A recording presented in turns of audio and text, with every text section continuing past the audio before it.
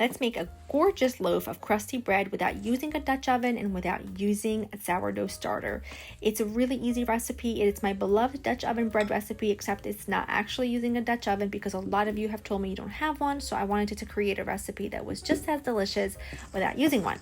I just go ahead and use the same recipe as my Dutch oven bread: flour, water, sugar, yeast, the usual suspects. I do this by hand with a wooden spoon in just a plain bowl, and then once it becomes a little too thick for my wooden spoon, I go ahead and switch to my hands and knead it until the water is fully absorbed. Does not have to be smooth, it just has to come together. This takes a few minutes by hand, but if you do want to do it in a mixer, it literally comes together in no time.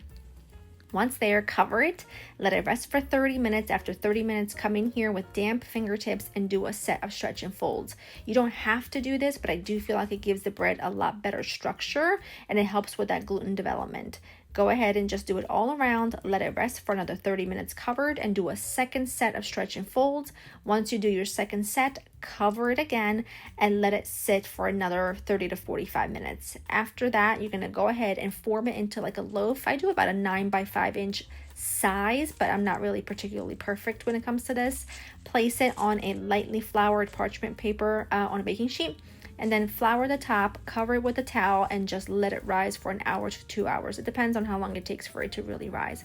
At this point, make sure your oven's preheated to 450 and you put a 9 by 13 inch pan with water, about 3 cups of water, on the bottom rack of your oven. Place your bread on the middle rack of your oven and bake it with the water bath for 20 minutes.